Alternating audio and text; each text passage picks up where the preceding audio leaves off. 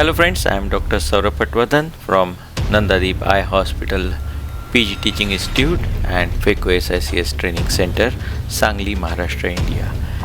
In our center, we have a lot of teaching activities which includes hands-on training as well.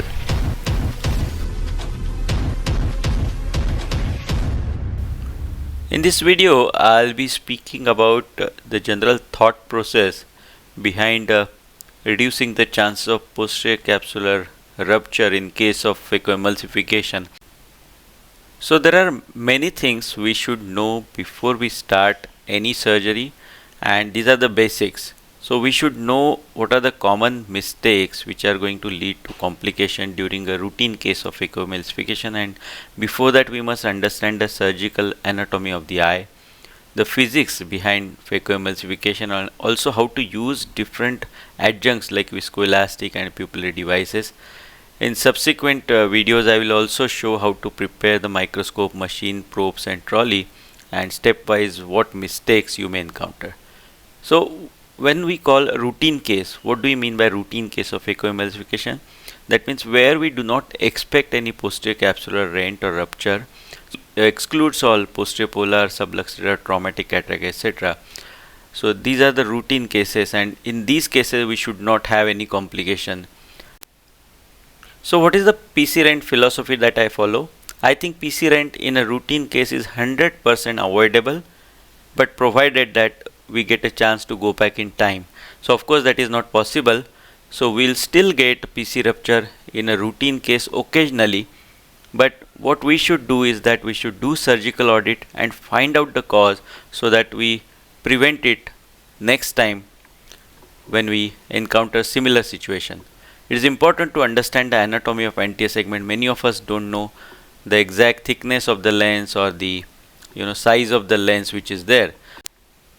So usually adult size lens has a diameter of around 9 to 10 millimeter, and the lens thickness is 3.5 millimeter at birth, and which increases by 0.02 millimeter every year. So generally in adults, say 50 plus years of age person, we expect 4.5 to 5 millimeter of the thickness of the lens, and it may go even higher to 5 to 5.5 in case of intumescent cataracts where the lens has thickened quite a bit.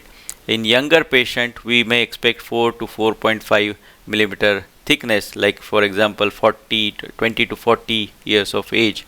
So when we are looking at the patient's age, we also should understand what will be the length and the thickness of the nucleus, and this thickness is very important because we know that as in case of an adult nucleus, the central 3.5 mm is the I would say more denser part of the nucleus generally, and the anterior epinucleus is around 1 millimeter and the posterior epinucleus is around 0.5 millimeter. So once we remove the anterior epinucleus, which is 1 millimeter, we need around 1.75 millimeter deep trench to reach the center of the nucleus. So that is the the use of understanding the anatomy of lens.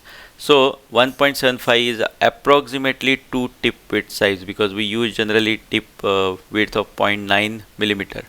Now how to know that you have reached a proper depth in case of trenching for softer and harder cataracts? So depth by taking the tip width is yardstick, and also second thing is improved red glow. So as you go on trenching, you may see improved red glow, particularly in softer grade of cataracts. But if it is a moderate grade or hard grade of cataracts, sometimes what we see is that there is decreased resistance to the phaco probe once we trench beyond the central hard part.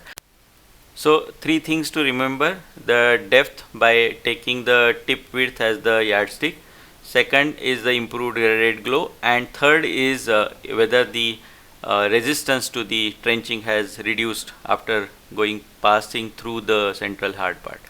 Now what is the safe zone? This is very important anatomical term. So it is the central 4 millimeter zone.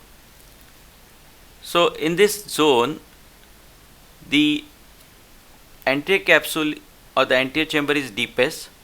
So that is the area. If you put your phaco probe right at the center of this zone, it is away from the cornea as well as posterior capsule, and there is more room for maneuvers, and there is safety cushion from the surge even if PC comes up.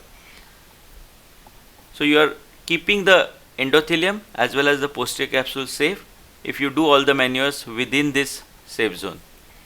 So stable anterior chamber is must for safe phaco, and how do you achieve that?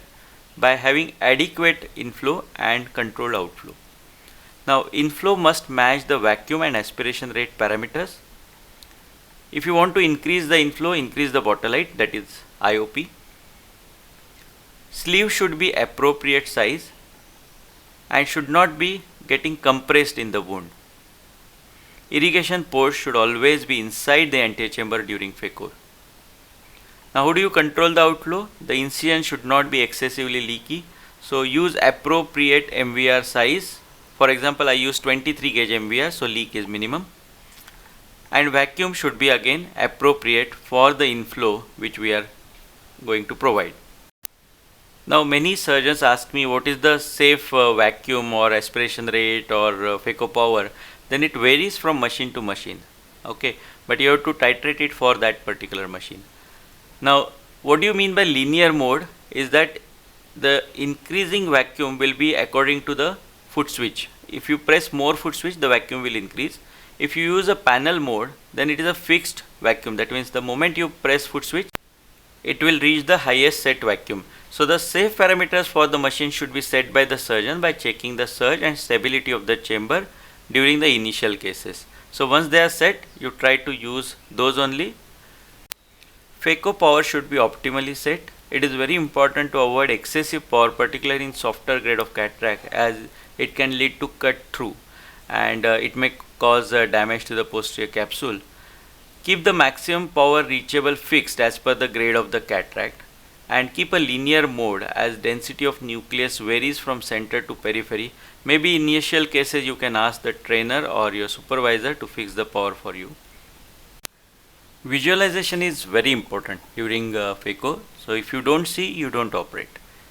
So if there is a small pupil which is obstructing the visualization, it should be enlarged by different ways. I think simplest thing is to use iris retractors. The small pupil not only hampers visualization, but it will also hamper the good fluidics. It's very important to use appropriate viscoelastic agents. Remember that cohesive viscoelastic agents do not protect endothelium, so always use dispersive ones for protecting endothelium. And in certain cases, when you have excessive surge and redundant PC, you tend to do more anterior phaco, though it's not desirable. But in such cases, it's very important to protect the endothelium with heavy dispersive agents like Viscoat or even Helon 5. And in case of non-availability of these viscoelastic devices, you should inject the routine dispersive agent like 2% HPMC frequently, so that you avoid any damage to the endothelium. So this was about the part 1 and the basic thought process behind reducing the chances of posterior capsular rupture during phacoemulsification. I will subsequently post other parts of this chapter.